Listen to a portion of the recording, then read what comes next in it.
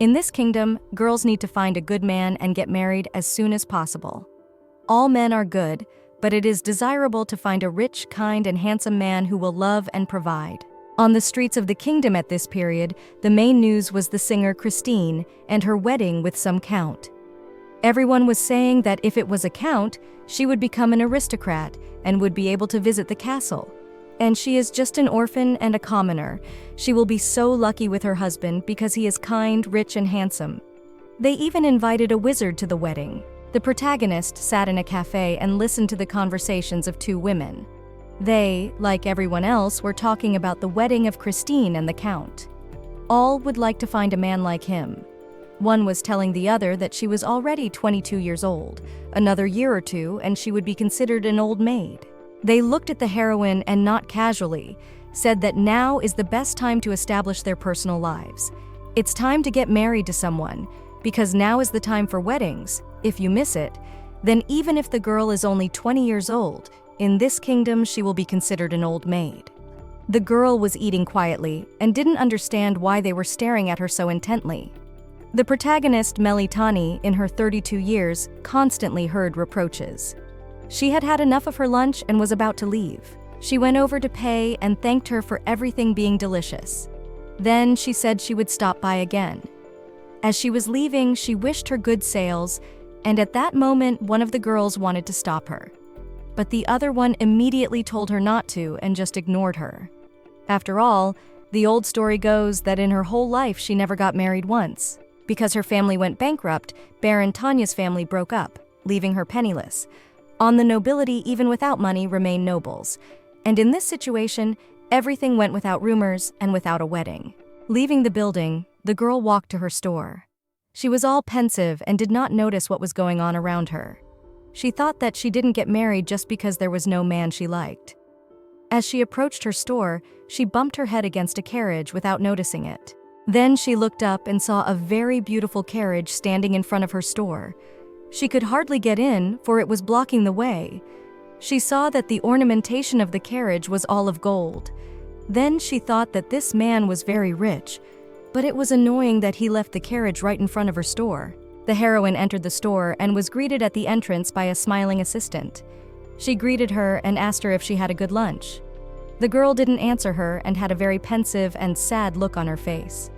The assistant helped her take off her coat and then asked her that she may not have liked today's food, to which the heroine replied that she did like the food after all. She was as ordinary as ever. Hearing these words, her subordinate noticed that she had a kind of strange look on her face today. Her face seemed gloomy and sad as it had never been before. Melly didn't say anything back to her, but after looking at herself in the mirror, she thought that she was always so gloomy. After looking at herself in the mirror, she calmly went to her workstation. To all of you behind the chair, and thought that jewelry was better than men. She put on her work glove and got to work, thinking that in this world all dreamers are not practical, and that is natural. She thought that only a jewel could be more practical in this world. No unnecessary words and no deceit and no desire to correct anything. They can be so excellent that words cannot describe them. Here she was examining a star ruby. After examining it, the protagonist happily cried out that it was a star ruby from Mount Varan. Although it was a bit small, it had no sprinkles on it, and the color was beautiful. After looking at the ruby, she noticed that there were orders lying on the table. After looking through them, she concluded that Balsa's order was the most important of all the orders that had come in. She then began to look for it amongst all the papers, intently examining them. The protagonist noticed that there was something wrong with her subordinates. She looked at her casually. She looked a little confused. She then told Melly that she wanted to let her know when she returned that the guest had arrived. The protagonist asked her if the guest was that carriage owner. She replied that there were such. This moment, the girl thought that even in the capital, such a carriage was rare, and she wondered who it was, a foreign merchant, an opera singer, or someone else. Then the girl entered the room and stood up in surprise. She thought that there could be so many surprises in the world. After all, in front of her eyes was someone she had in no way expected to see here. A name that every citizen of Annabelle's kingdom hears at least once a day. The #1 groom who graced the front pages of the newspapers every day. In front of her was I Duke of Winterfeld, Louis Winterfeld. When the heroine came in, he immediately smiled and said that she was having a long lunch. But then he said that it had nothing to do with him. And the girl responded to these words to him that after hard work comes the feeling of hunger. The girl thought that he had good looks, wealth, high position, and good character, but really, she did not know whether it was so or not. She was sitting and looking at him when she suddenly noticed that he smiled sweetly. She didn't let it show, but it made her feel uncomfortable in her heart. They continued drinking tea, and she wondered if such a man would have proposed to her instead of another fool. She would be very glad if there was such a man. The Duke looked at her and saw her staring at him intently. He asked her why she was looking at him so much that he was at a loss for words.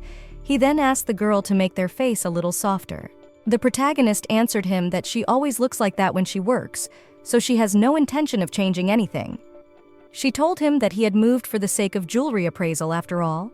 She replied that he hadn't at all.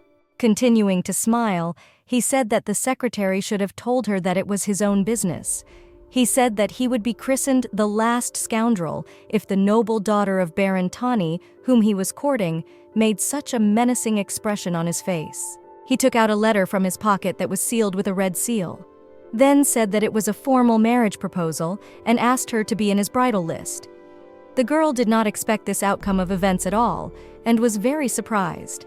And the one, in turn, added that in 2 years they will secretly divorce. From such information from the main character's mouth flowed tea. Then she coughed and covered her mouth as if nothing had happened. The man at that moment asked if she was okay and handed her a handkerchief. He told her that if she accepted his offer, he promised to compensate her accordingly, and it would be quite acceptable and not small for her. Melly looked into the envelope and saw there a contract in which all the terms were written. She said that suddenly getting married and then getting divorced was kind of weird of her. To which the smiling Louise replied that after the dissolution of the marriage, she would be paid compensation, and there whether she agreed to 30% of the Duke's property. He further continued that if she didn't trust him, they could make a magical contract in peace. The heroine sat and listened to his story with a misunderstanding in her mind. She thought his look was serious, but then wondered if the man was sane. The vague thoughts held her for a few minutes. Then she slipped the sheet on which the terms of the contract were written. With an expressive look, she looked back at the man across the room and said that she apologized, but that he had addressed the wrong person. To the heroine, this situation was simple and trivial. Nobles, subject to strict marriage requirements, use partners without influence for political marriages. He pondered that it was all as clear as God's day to her. After sipping some tea, she put the cup on the table, and then said that she didn't know who the Duke's real partner was, whether it was a maid or just a commoner widow, but she was uncomfortable with the idea that she would be someone's replacement. Hearing this, Louis et al. Laughed out loud. His laughter was so loud and sincere that the girl was immediately confused and asked him what was funny about the situation. And he said that there was nothing funny about it, but he thought that she had misunderstood him. He admitted that he thought that if they offered a price first, he could explain the rest later. He wanted to cheat a little, and regretting his action, said this to the girl. He apologized for the misunderstanding and said that he had no relationship on the side. And he did not come here to solve the problem with a motherless mistress by means of a sham marriage. He gave his word that if the heroine marries him, he will come. He will fulfill the conjugal duty as she wishes. She will not have to listen to other people's gossip spread by bored noblewomen. After hearing his story, Melly said that she was increasingly unable to understand the situation. After all, with just a title, he could choose any candidate. So why did he come to her then? A marriage contract is only drawn up when there is a benefit for both parties. After all, she's nothing more than a poor aristocrat, a stale maiden, not the best choice in the social world. It also surprised her that in exchange for a sham marriage of 2 years' length, she would receive 30% of Winterfeld's fortune. But the young Duke had said that was all because she fully met all the criteria. After all, she is the best jewelry appraiser in the country and at the same time an unmarried girl, and an aristocrat on top of that. As far as he knew, the girl was the only one who fit all these requirements. She asked if this one would have anything to do with jewelry, to which the man replied that the girl was correct in her observation, but that information was not being divulged yet. After some time, the royal family should build themselves a treasury, and only the nobles will be able to attend the opening ceremony, and among the invited appraisers, the protagonist will be the most competent person. He wanted to add something about the treasury, but suddenly they were interrupted. They heard a noise outside the door. Someone was knocking. It was some girl, and she was addressing Mrs. Tawny with a plea for help. The protagonist apologized and said that it looked like someone was coming to see her and to wait a bit. No sooner had the heroine said this than a crying girl came into the room from behind the door. She was sobbing very hard and asked the mistress to help her. And behind her at this time stood the heroine's assistant and said that such a thing was unacceptable here. Melly asked her subordinate Julie what that noise was and what was going on here, although she replied that she didn't know it was some crazy person breaking in. At this time, someone entered the store. It was another lady's coachman. He complained that someone's carriage was blocking the entrance. After all, their lady had ordered a necklace from this store. Julie replied that she would bring it to him right away. While the assistant was dealing with other customers, the girl who barged in on the protagonist and kept begging her to listen. The heroine thought it was probably best to listen to her, and the Duke said that since his carriage was blocking the passage, why don't they then pull away and talk? The heroine agreed, and in a couple of minutes they were riding in the carriage. And now the very girl who had barged into the heroine's room had recently spoken to them. She apologized for the inconvenience, but said that the only person who could help her was Mrs. Tawny. At these words, the protagonist smiled embarrassedly. Then she said that everything is fine, and things happen during work. But the same girl noticed that she must have discussed an important deal. And even more so, her client was the Duke of Winterfeld himself. But he said that the girl should not worry about anything. He would wait quietly until she had finished her business. But Melly remarked to him that she was thinking. It would take a long time and asked him to put them off in conversation for later. But he said it was a great opportunity to see the appraiser he wanted to hire demonstrate his skills. One he just couldn't miss. So he also added that she shouldn't worry, he wouldn't get in the way, and that she should think of him as a strong and handsome assistant. The heroine unintentionally sighed. Then she shifted her gaze to the girl and asked if she could know the story that had befallen her. The latter, for her part, sat with a startled look and said that of course she would tell it, mumbling a little at the same time. She began her tale and said that she was a maid working in Viscount Renilda's household. She had recently been promoted to cleaning the ladies' dressing room and jewelry box. Her mistress said that these very jewels were brought to her from across the sea by Oswald. In there, along with all the treasures, lies a ring with a rare emerald. But one day it was discovered that this emerald was a fake. She said it very frightened and very sad. And the Duke said, if it is an Oswald emerald, emeralds in themselves are expensive and valuable stones, but their price will fluctuate depending on the origin and regardless of the fact that they are from the same category. If it is still an Oswald stone, it is considered the most valuable stone due to its color and unique properties. And it turns out that this emerald was suddenly a fake. It was as if someone had stolen the real thing and put an artificial stone underneath. Louise wondered if it might be the work of a thief after all. But why the only jewelry stolen was the ring? Madame's room was not a side room, so if a thief had gotten in there, he would have definitely been noticed, but no one had seen any intruders. Besides, the jewelry box has a lot of expensive things lying around, and few people know, and the case itself is stored. At this point, the heroine noticed that then the most likely suspect is the maid, and cried out that yes, that is what everyone is leaning towards. And she said that nevertheless, it's definitely not her, because she's been a maid in this house since she was 12 years old.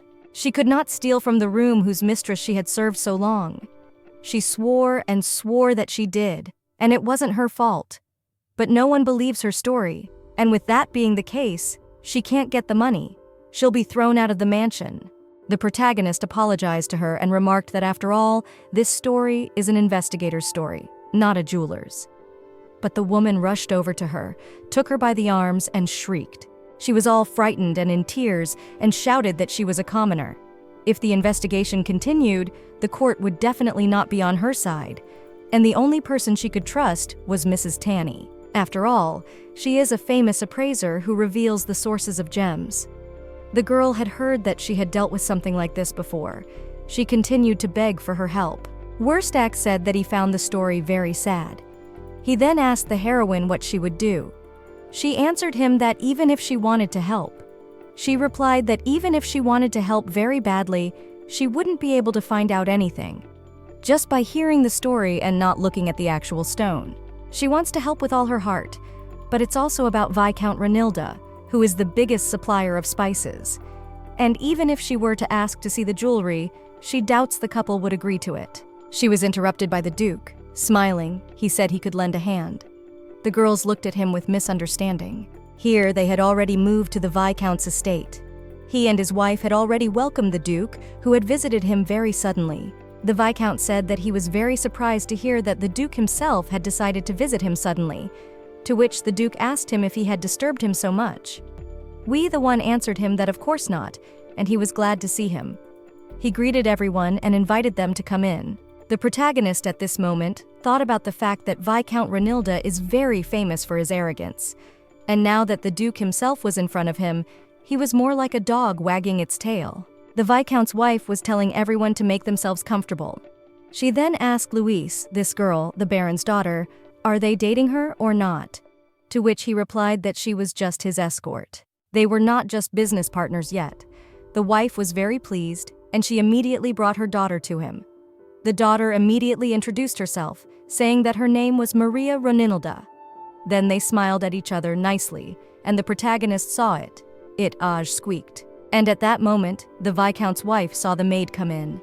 She said that she did not understand where she had been so long, because the precious guest had arrived. Then she told her to make tea immediately. The Viscount asked the Duke why he had come and whether he had thought over his proposal. He asked him to remind him what the proposal was.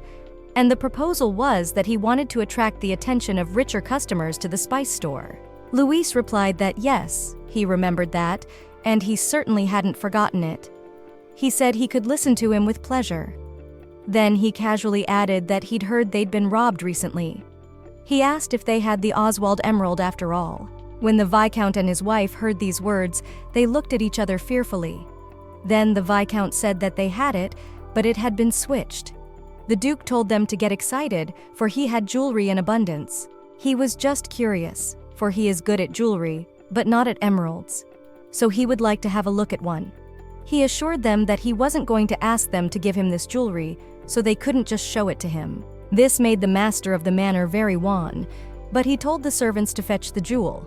The main character remarked that it's good to have power, and then things go smoothly. A few minutes passed, and already on a tray the maid brought the very jewelry he asked for. Louis opened the box and looked at the jewelry and, strangely enough, understood nothing.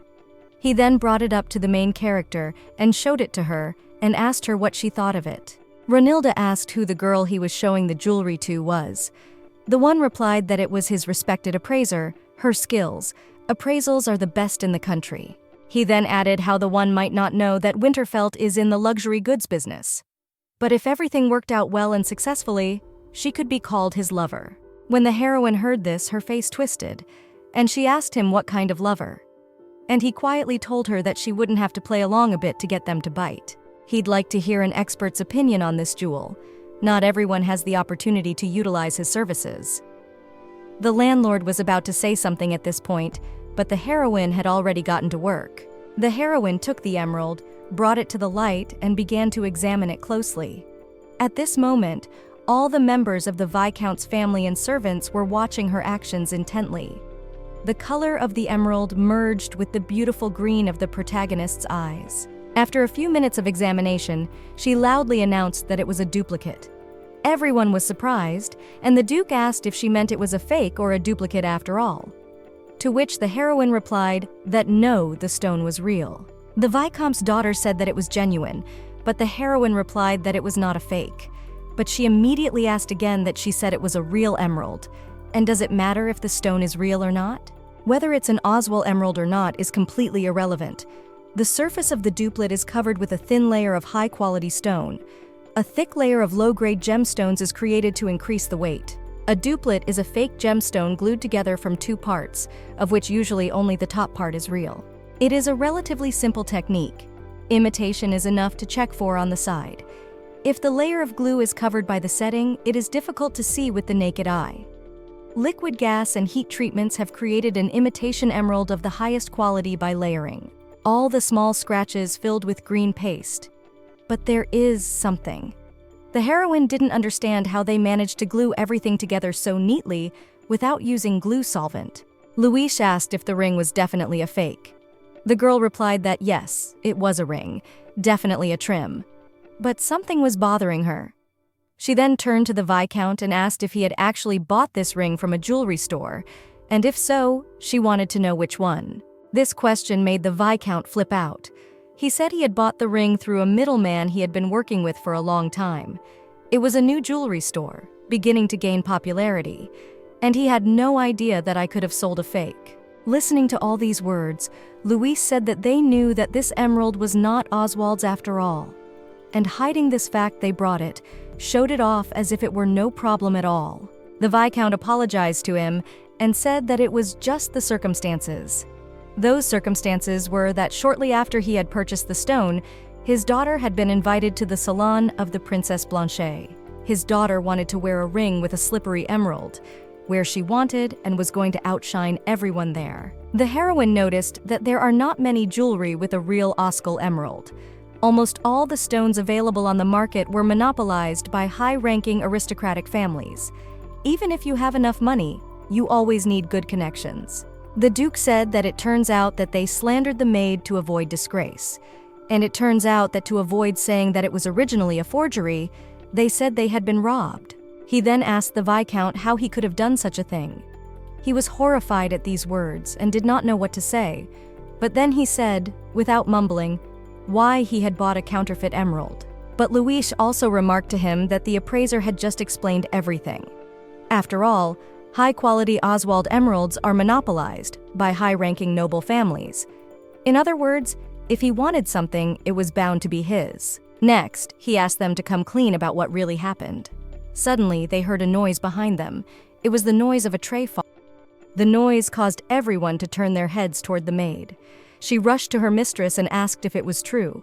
After all, she knew from the beginning that her subordinate was innocent. Madame replied that it was impossible to fool people forever, and confirmed that it was true, and then apologized. The maid could not believe her words, and cried, only saying why she had done so. And so the whole situation seemed to be over and done with these customers. She and the heroine had enough to give the ring to the owners, but then asked if she could borrow it for one day. Those reluctantly agreed. The protagonist and the Duke were walking down the street. He asked if it was a fake that was made so well, and the girl said it was, and asked if he thought it was strange. But the man replied that he was not an appraiser, but the viscount's family was rich and was fond of collecting jewelry. Melly said that at first she really thought it was an original.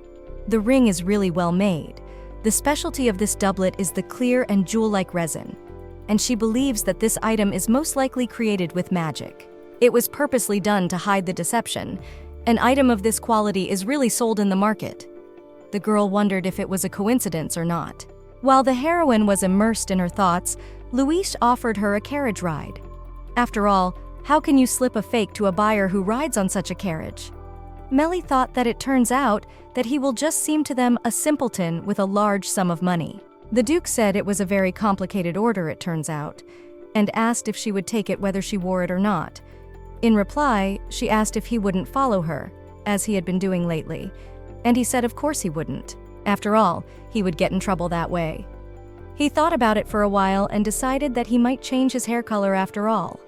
Then he snapped his fingers, and magic happened. In a matter of seconds, he went from blonde to a brunette with blue eyes. Such a situation really dumbfounded the protagonist. She looked at him for a few minutes, unable to take her eyes off him. Then she turned her head around and became very embarrassed in her head, thinking that he had become very handsome. And then immediately thought that she really liked brunettes. Next, they went into a jewelry store that was glowing with jewelry. On the showcases were jewelry of all sorts and values, from very cheap to exorbitantly expensive. The protagonist approached the showcase and began to look at the jewelry. At the head of it, she knew that this was the very store where the fake jewelry had been bought. To top it off, the store was larger than she had thought. As she looked at the jewelry, she noticed the exquisite frame and not bad design. She saw a piece of jewelry with a melee and an untreated sapphire. Melee is the term used to describe small diamonds. Then, sure enough, she saw a series that were made of rose quartz. They were cut in a heart shape. The Duke saw the girl looking at them and asked if she liked them. She said she wasn't quite sure. They seemed nice, but something didn't feel right. She thought and realized what the catch was. Still, she was plagued with doubts about missing something. Louis said that it was hard to figure out just by looking at the jewelry. The heroine replied that it wasn't that. She knew there was definitely an inconsistency in something. She took another good look at the jewelry and said that all the jewelry looked like the real thing. But there was nothing here that was as valuable as an Oswald emerald. And that was because of all the jewelry created from rough stone. And as we all know, rough stone is stone that hasn't been cut and polished. They are attractive and cute, but looking at the price, something is not right. Seeing the price of these goods to do such painstaking work, even with magic, is very unprofitable. After all, such a small price doesn't cover the painstaking work of a craftsman. Melly wondered what it turns out. There are no precious or rare stones that can be bought for a large sum of money. Here you get only simple accessories for ordinary people. But it's silly to think that a jewelry store of this size general doesn't sell expensive items. Then he thought, oh, perhaps it doesn't choose worthy customers. She stood for a while and looked around the building. Then she noticed a room that had a sign on it that said entrance was for VIPs only, and she immediately realized that in order to see the most precious stones, they had to get into that room. She told the Duke. He smiled and said that it turns out they just need to take and go to that room. The girl's reply to him was that it wasn't that simple, and in that room he didn't want to deal only with nobles. Or it's not like that, and the clerks in the store are just observing the customer. If he doesn't look like a man who can't spend a decent amount of money, then he won't be invited to visit this VIP room. Melly looked at her clothes and thought that they probably wouldn't be invited there because she was dressed so plainly. If only she had known it would turn out like this, she would have dressed in more appropriate clothes. But suddenly, a salesman approached them. He smiled and politely asked if they were actually a couple. If so, he said that the men's department was elsewhere, and he would be happy to escort them there. The protagonist was very pleased by this situation. She shifted her gaze to the Duke and saw that indeed, right now, he was just the embodiment of wealth. And he, at this moment, replied to the salesman that indeed they are a couple. The heroine stood, and it was obvious from her that she was very embarrassed about this. And the salesman at this point questioned about whether something appealed to them as well. And then he said that if they didn't like anything, they shouldn't worry, because they had only looked at the goods on display. Then he pointed to the VIP room and invited them to go inside. In a whisper, the girl turned to Luis and said that they were not a couple. And the man asked if there was another way to get in. Then he reassured the girl and told her not to worry, because no one would recognize him. After all, Duke Winterfeld is known for his blonde hair, and he was currently a brunette. He said that rumors and second-guessing influenced people's opinions more than one would think, and that the girl shouldn't worry too much. Having changed her mind, they went to this room. Here they went into this room and saw many boxes with the rarest jewels. The salesman told them to take a good look at the goods, for they were the best goods and the pride of their store. Then he told them not to be hasty in their choice and to take a good look at everything. Then he left them to look at the jewelry. In front of their eyes was the Lionel Blood ruby, a star sapphire weighing over 10 carats. But the heroine was still. Something was not right. Then she looked at another piece of jewelry and wasn't completely sure if it was the jewelry or not. She still thought it was the Oswald emerald because it looked so much like him. The Duke was not even looking at anything at the time. He just sat and drank tea. Then he asked the heroine how she felt about all these goods. She answered him that she wasn't sure of their quality. Then he saw an opal. She wanted to take a closer look at it, as suddenly a saleswoman approached her. We remarked to her that the girl had a very sharp eye. Indeed, it is the like mountains.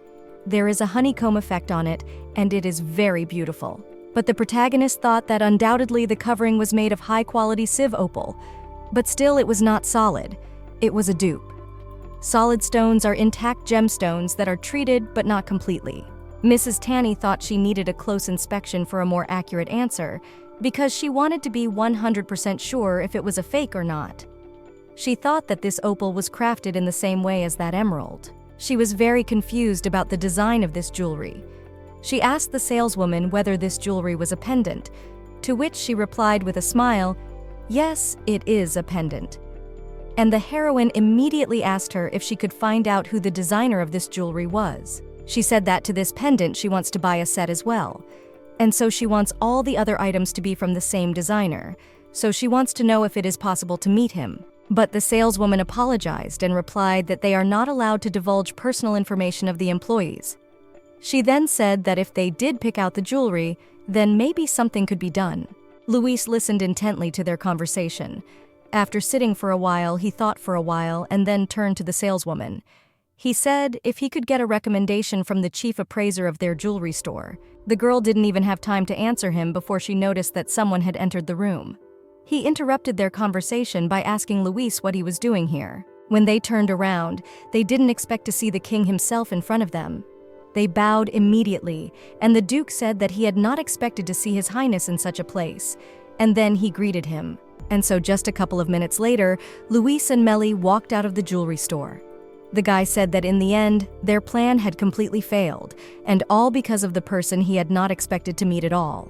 The girl countered that it wasn't just an unwanted meeting. Then she asked if the man was really His Highness's cousin, and he said that it is obvious because the Duke's family are relatives of the royal family. The protagonist is now 100% sure that she felt unsuitable for him in status. And he noticed that the girl wanted to buy, fell, and whether she is not sad just to leave now. To which she replied that it was fine. Besides, it wasn't about her not being able to buy it at all. There was a small stigma on the back of the column. And it seems that the sellers are not doing their job at all since they didn't notice it. Some craftsmen, you might say, sign their work that way. So she wondered if it was possible to find a craftsman by initials alone. It would be very difficult, like looking for grain in the desert. Hey, it would be hard to do it alone, and that alarmed her. She couldn't figure out how to solve this problem. Then she told the Duke that in any case, the job was over for the day. And he said that it was, and he hadn't had a great time today. And he was also clearly convinced of Baroness Tanya's excellent skills. She asked what made him think that, because she hadn't done anything so special today. And the Duke said that she should not talk nonsense, because today, having been her assistant, he was convinced of her talent. And then he added that her age didn't bother him, and it wasn't a big deal that she wasn't young anymore. Then he gave her his card, and said that no, it should be too long, leaving a lady without proper assurances. Then he took the protagonist's hand and kissed it and smiled, and then said that this was an invitation and to come whenever she wished, and with this invitation, she would be allowed to visit him always. But then added that if she did come, he would then be blonde already. The protagonist at this point blushed and was very embarrassed, and then said that she was not going to come to him for anything. The Duke gave the girl a glance as she walked to her store. Then he thought a little about her words that she would not come again. But he knew unequivocally that she would definitely come because she hadn't finished today's business. All this time he had in his hand a box with some jewel in it. He opened it, and there was the opal that the heroine wanted to buy. He looked at it and wondered if the girl would decide to take it all on herself. 3 days later, the protagonist stands in front of the gates of the Duke's palace. She is a little nervous, but confident in herself. In her hands she holds the invitation and Louis himself. She walks up to the gate and peeks through it. She wanted to take a look at the situation going on in the palace, but suddenly a butler was behind her. He calmly asked if she was a guest. Herzog sits at the table and suddenly the butler walks in. He informs him that a guest has arrived and shows him his invitation. Luis picks up this invitation and sees that it is the same one he gave to the protagonist a while ago. He tells the butler to show her into the living room, but then changed his mind and told him to get the garden ready and set their meeting there. That is where he wanted to meet and see the girl like beautiful places. Then he asked the butler if they had found the man who made the jewelry. The latter answered him that if he was talking about the palaver, here was all the information in an envelope, and took it out of his pocket. The Duke read it carefully. At that time, a table was already set in the garden. On the table were all kinds of desserts and tea. The protagonist was sitting in an armchair, and around her were 3 proverbs. One was massaging her hands to relax her, and the other was waving an opahala in front of her. And finally she waited, and Luis himself came down to her. At this time, the heroine sat and calmed herself.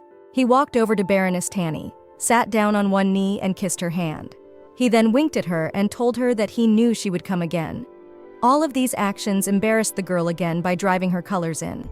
Luis stood up and smiled and told the heroine that eye facial expression directly spoke for itself that he was winking at her again.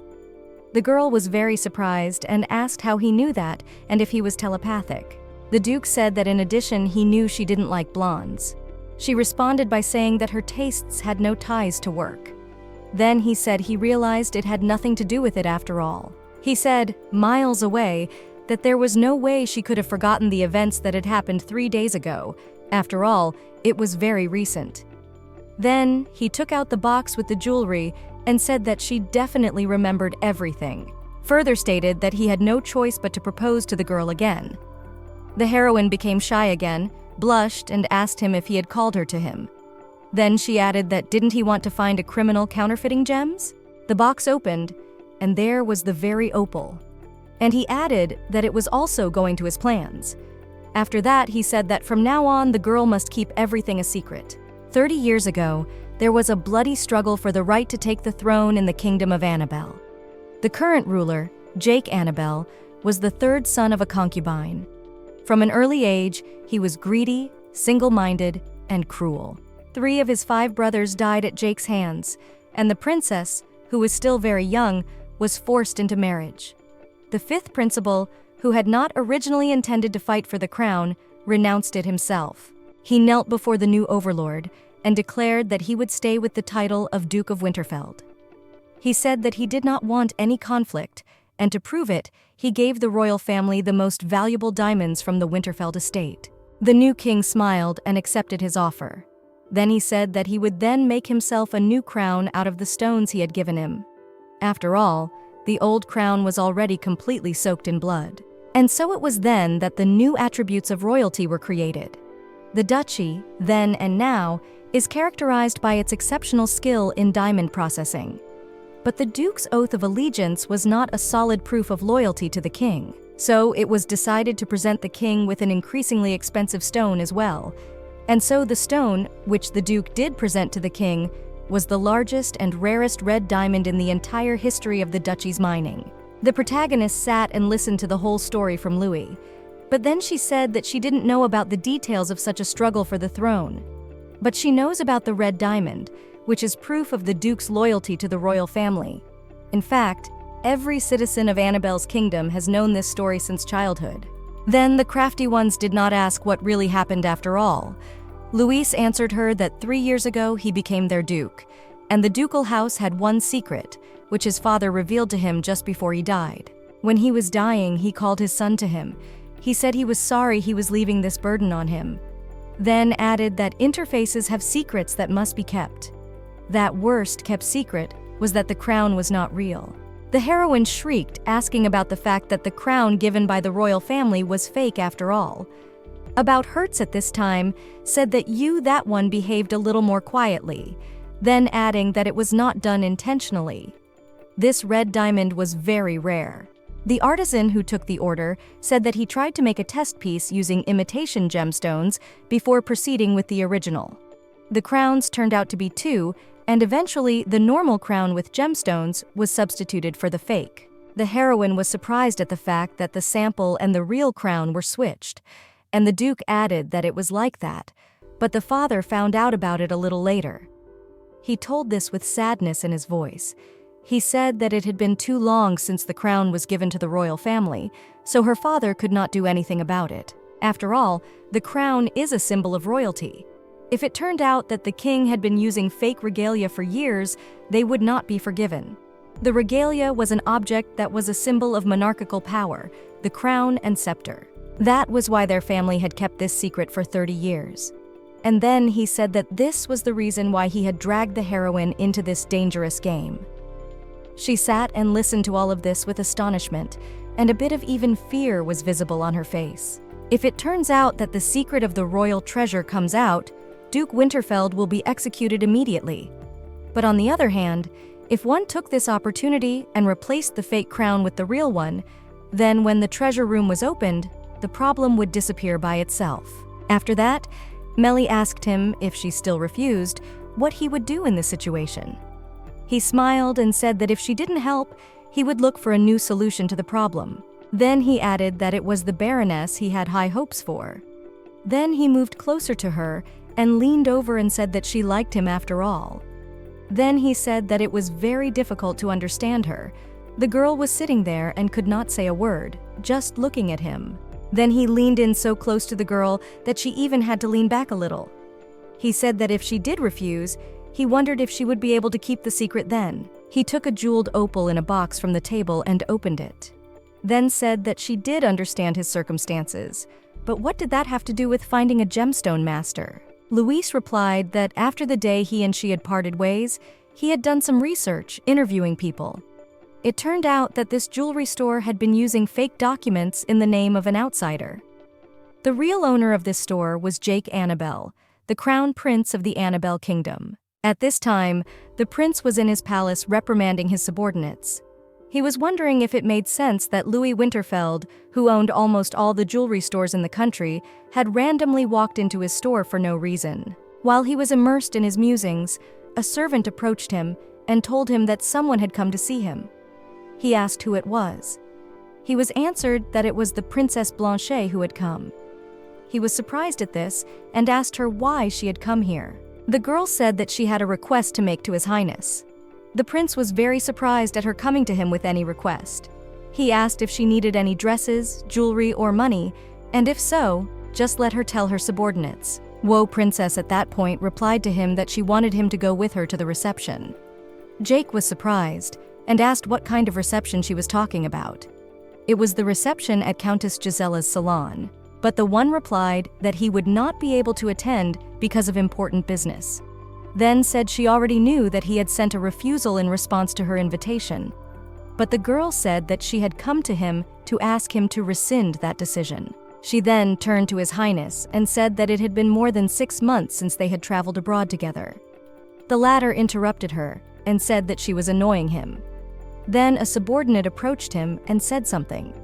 He said that even if he wasn't interested and didn't like it, it's best to support her at least this time. After all, rumors are already starting to spread behind her back, and at least this time it was necessary to support the princess's authority. As she said, 6 months was enough time for rumors of their breakup to spread.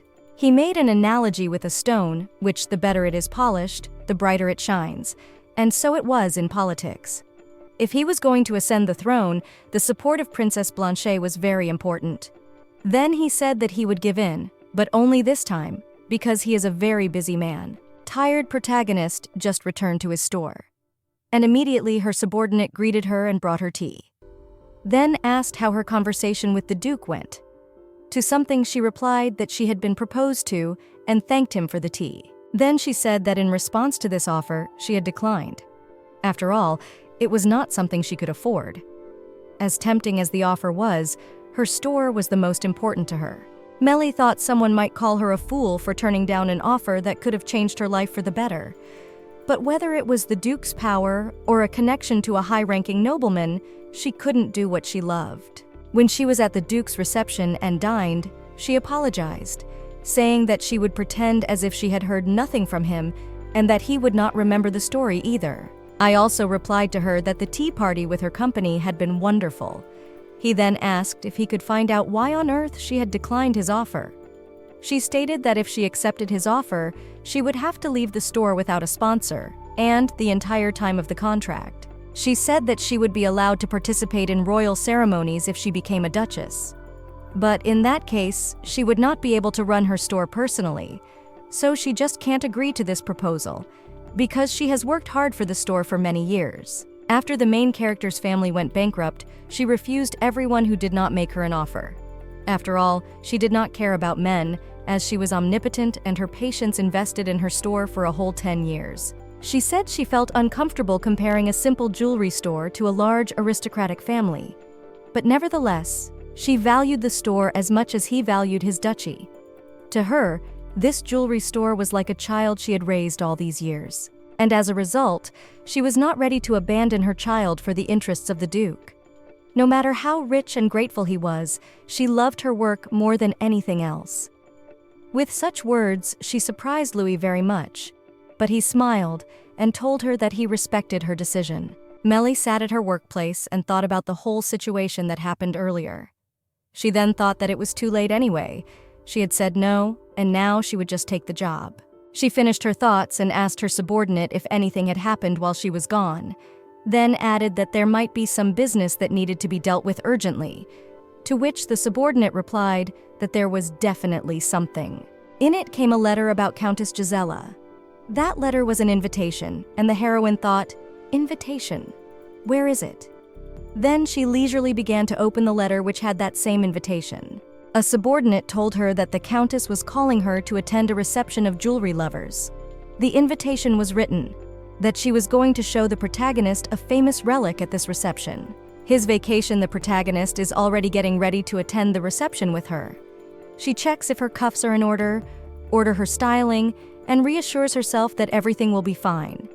He then says it's time to move out and is about to leave. As she was leaving the store, a subordinate tells her that she spent a lot of time getting dressed today. In fact, usually there says that she just needs to look neat. Those are the kind of words she says. Nothing changes every time. But Melly, smilingly, she replied that the people she will meet today are aristocrats. I will be watching their behavior and evaluating their clothes and observing their manners. Although she had lost her former position, Countess Gisela had been a regular customer of theirs since long ago. The girl was surprised that Countess Gisela was a regular customer after all. After all, she was a countess. The heroine continued, saying that she was one of the few people in high society who were very kind to her. The count's wife, one of the few who struggles to maintain the family's dreaded reputation. She then, with a wave of her hand, and tried to stop the cavalry passing by. Unlike the count, who has no ambition and no hobbies other than an addiction to alcohol, the countess is intelligent and kind. It's a salon party and public display of jewelry arranged for the sake of enhancing the family's status. You know, the word subordinate to her replied that no matter how faithful a wife the countess was, but the girl would rather run her own business than fight for the position of a talentless husband. Examples just like that, she brought her mistress. The protagonist said that times are changing. This refers to the conservative society of aristocrats. These days, it's common to see women participating in hunting competitions. But having a job is a different matter. Aristocrat women do not run a business in their own name or engage in any professional activities. It is only through marriage that they can prove themselves in society. This kind of culture is an ancient tradition of Annabelle Kingdom. Whether a member of the royal family or an aristocratic family, a working woman equates to an oppositionist. It was almost to speak against all established traditions. But her subordinates remarked to her that I had succeeded after all, and she had become the best jewelry appraiser in the country. To which the latter replied that this was not quite what she meant. Conservatives hate her independent of her skills. And so they finally arrived. The girl then added that she ended up doing lyre jewelry.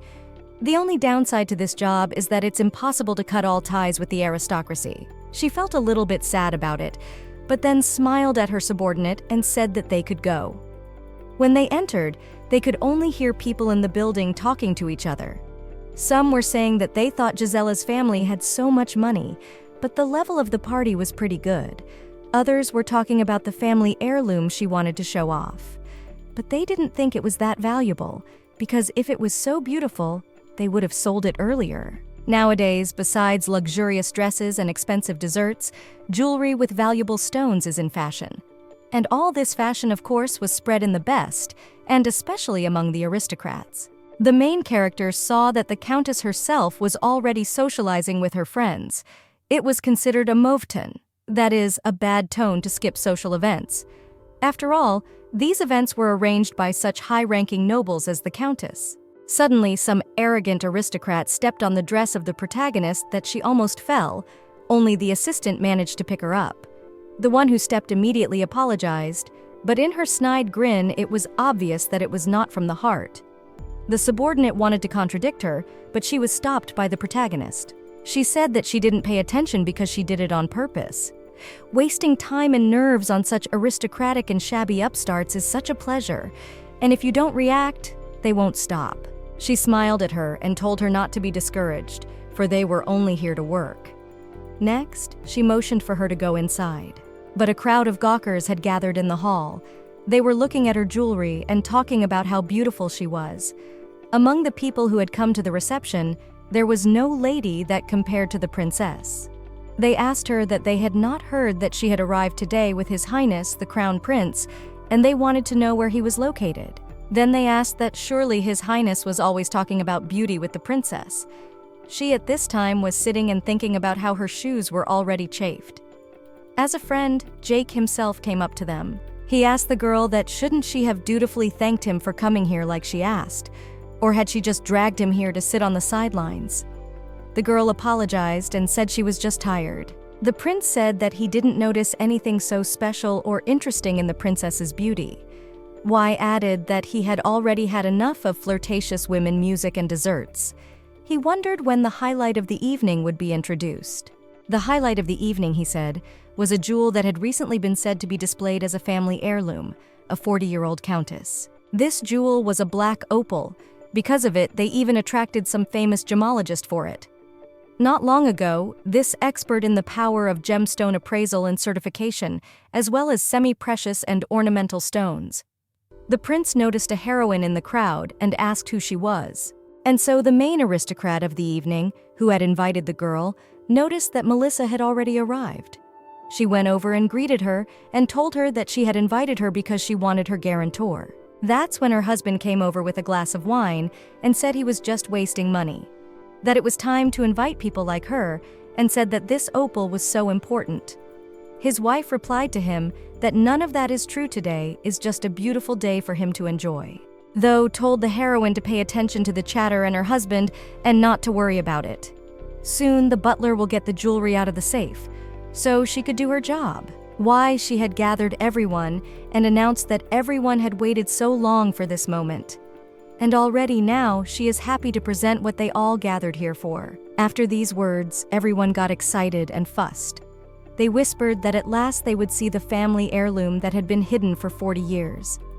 By revealing it, the countess is trying to show her strength and attract the attention of the investor. Lately, the count's business has been very bad. However, his family has a long history, and this item must be quite rare. It must shine incredibly brightly. Then the main aristocrat of the item said, "Let's get things started after all." At this time, James looked at the main character and pondered.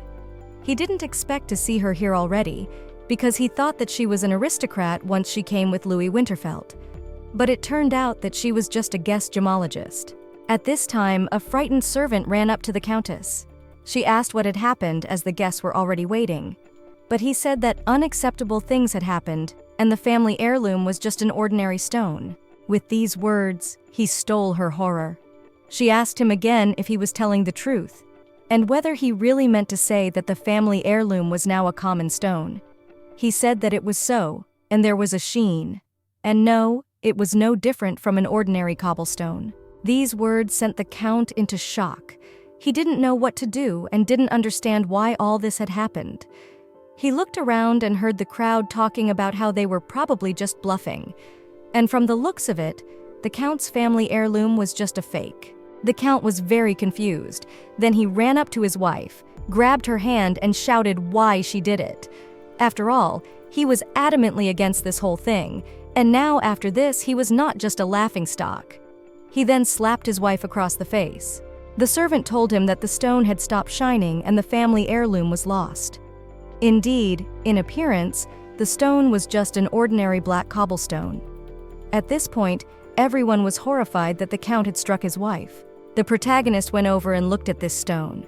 But the man at this point said that she was called by his wife, but there were no more jewels to appraise here, and hence there was nothing more for her to do here. So we asked them that she should go back. But Melissa said his lordship was a little wrong. But the man told her that he told her to leave. She said religion was not lost after all. These words overly his ears, and he interrogated what she had really just said. She then picked up the box with the stone in it and asked if it was really just a stone would he mind if she took it for a while. She said that she could present a family heirloom of the Gazella family, and then she would preserve the honor of the Count's house and reveal the glow of the stone. The Count looked at her scornfully, but said that he didn't need that cobblestone anymore and that she could do whatever she wanted with it. But if things didn't go as she said and as promised to him, she would be defeated. The protagonist agreed, but said that in return for what she would do, that he would promise to apologize to her spouse if she could handle it. A sepulchral silence hung in the room, everyone staring intently at the girl and the Count after those words. The man was confused after hearing this and already wanted to shout angrily at her. But he was interrupted by the Crown Prince. He said that he didn't know what the man was going to say, but he rather thought that he should agree. After all, the one invited him and his fiancée and then showed his ignorance right in front of them. Despite this whole situation, he has to answer for his act, even no matter how drunk he is right now, and added that the protagonist must also answer for her words. The Crown Prince then looked at her and saw her glasses and high wisp, minimal makeup and unused perfume. This woman did not exude beauty and looked like an old woman. And he didn't understand how he had fallen behind as Duke Winterfeld's companion after all. Then he told Melissa that getting into convenient conflicts was a very dubious venture. The suggestion she had just made was very presumptuous. But he was curious as to how she was going to turn that boulder into a gem and whether she was wrong. He wondered if it was even possible to make a valuable family heirloom out of this boulder. After all, everyone has seen this piece of cobblestone that has lost its radiance.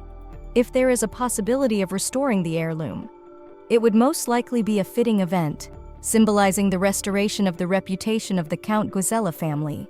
One wondered if it was just a coincidence or a political ploy with an elaborate plan.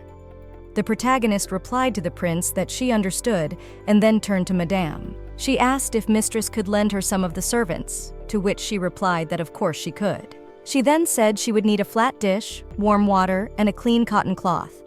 Moisturizer then turned to her assistant Julie and told her that she needed to go to the store to pick up a few things. At the same time, Louis was having a sword duel. Oddly enough, he won and told his opponent it was a good fight. The aide asked if he was sure he didn't have to attend Countess Gisella's reception, to which he replied that he was told that Melissa Tani would be there and she didn't really want to meet him. He said that his presence at the Countess's might complicate things. Who might add that he had better things to do after all? Though he didn't say so, he had other things on his mind. When confronting the imperial family, magic and money are useless. He could only deceive them for a while longer, but the truth would come out sooner or later. And then things could go completely wrong. Then he finished his musings and said that anyway, like it all. Then added that he should make sure that the Baroness was not provided with any trouble. But his subordinate told him that it seemed that at the moment, the Crown Prince was at the reception of Countess Gisella. These words shocked Louis, and he wondered what that person was up to after all. Then, he thought that it was unlikely that it was what you had in mind. So he told his subordinate that he'd made sure Melissa was all right. The subordinate replied that he would, but he noticed that there was something wrong with the gentleman. He was troubled about something. He replied that he had been rejected, and besides, he didn't want to make the Crown Prince look bad. Despite all his actions, he wasn't a bad person. And he also always liked professionals at their jobs. Julie's back from the store, and the heroine had just dropped off a flat dish of warm water and clean cotton cloth, which she needed for work. The heroine said the preparations were complete and they could get to work. Then some man in the crowd asked her about the fact that there was nothing so special about the stone after all, and if there really was or is a way to bring back its glow. She asked him in return if that man knew what the fallen stone was made of. He was confused, thought a bit, and said, although it is a jewel, it's just a stone in the first place. And Melissa said that the main constituent of opal is silicon dioxide, also known as silica. And so this silica is not listed as a gemstone and is mostly used as a desiccant. There's also another important component that pop is made up of. She then added that she would restore this very component and thus bring back the lost luster. Another man said that these are just words for now, and then added whether she is a sorceress. To which the girl replied that she was an ordinary appraiser and had nothing to do with magic. She then said it was time to get started. took a jug of water and asked the servant if this water is ordinary from the well. On something answered that it is. The main character, that was exactly what was needed. First, she poured the water into a suitable container, then added a drop of the secret ingredient. After that, she wrapped the opal with a cloth and threw it into the glass of water. After that, she said that everyone was ready, and now all that was left to do was to wait for a while. She said that an hour of time would be enough time, and she hoped that everyone was okay with waiting that amount of time. In the meantime, proof that she wasn't cheating by using her and changing the stones couldn't be presented to the watcher. The prince wondered, this girl is so sure of herself, but the feeling that there was a catch somewhere never left him. Was it possible that she was present here as a confidant of the Duke of Winterfeld? Countess Gisella's influence is not as great. However, she is still contentedly influential and has enough lands. If the Countess does lend her support to the Duke, then things could be bad. He thought that the first thing to do was to take a closer look at this person.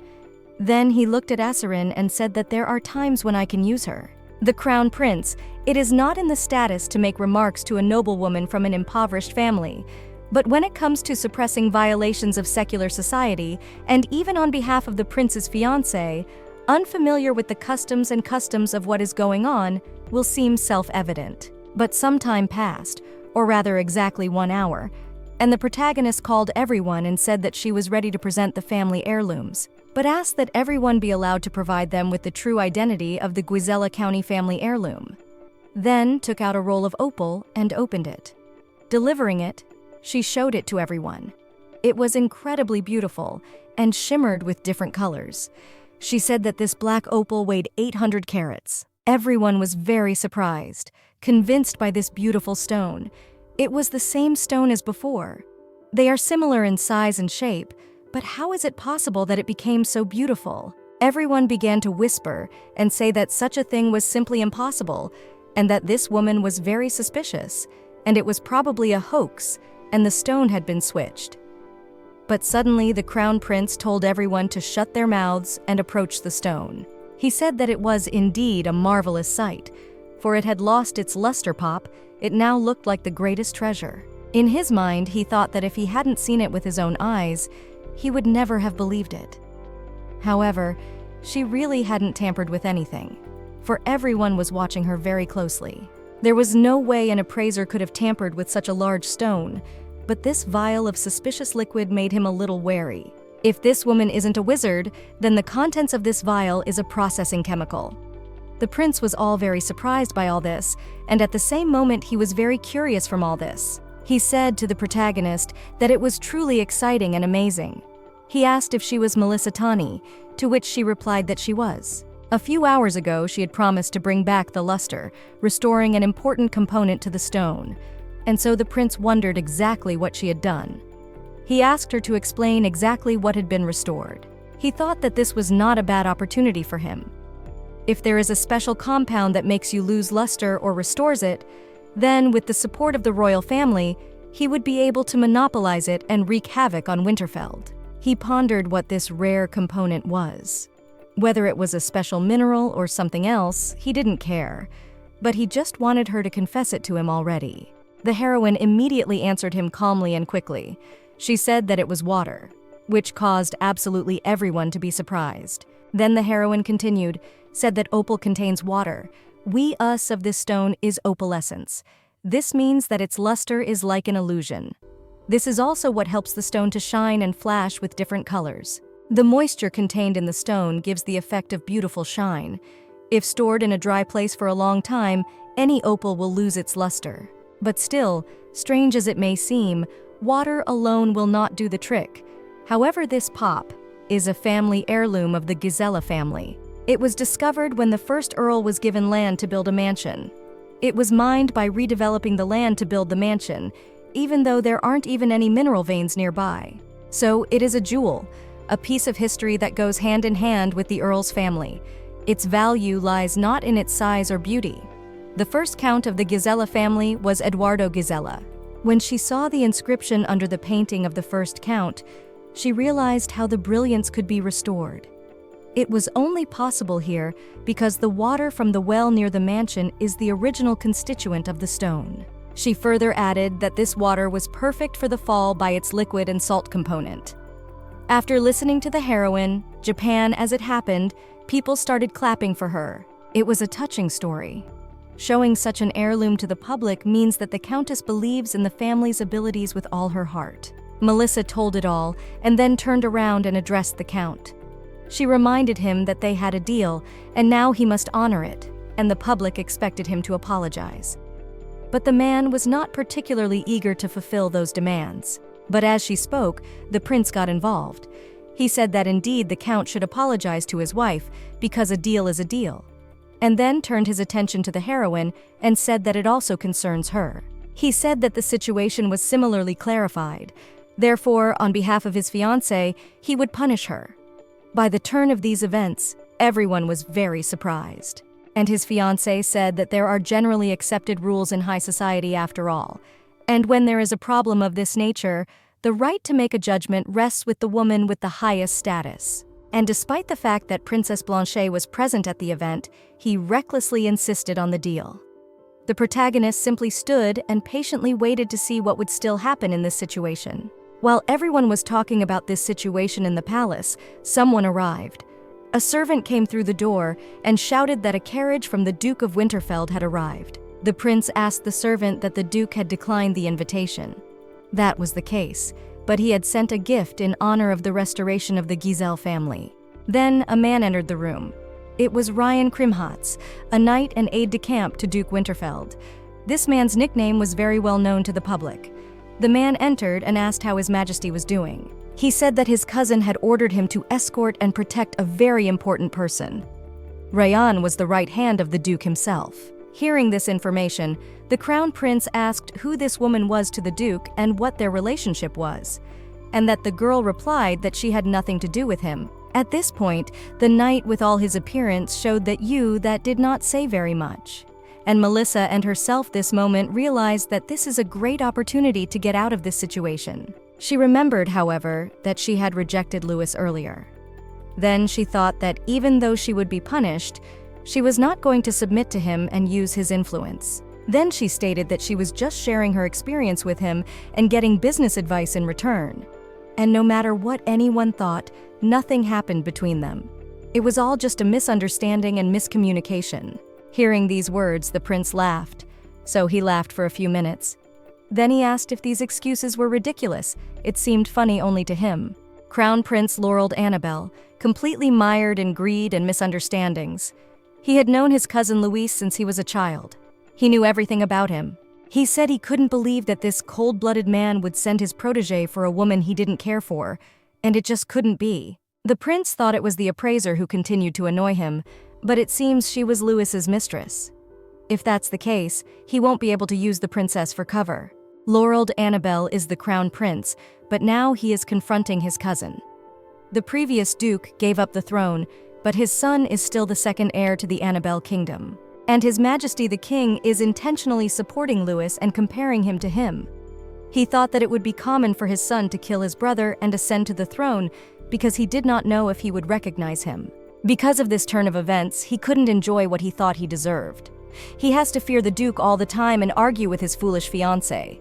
However, now he had figured something out. If Louis is keeping an eye on this girl, then his assumptions were not wrong.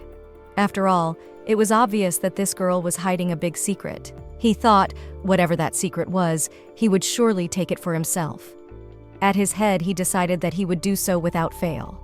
Then the prince told his beloved to go home and he would stay until the end of the evening. By doing so, he wants to show his sincere intentions towards Countess Gisela. Ryan turned to the protagonist and asked her if she wanted to leave already. Then he said that he would take her home because his duke had ordered it, to which she agreed, and soon they were on their way home in a carriage. The heroine's subordinate on the way asked him whether he had become a knight thanks to his lord, and he told her that it was too burdensome to address him in you, and then added that she should just call him Ryan, because he was not such an important person.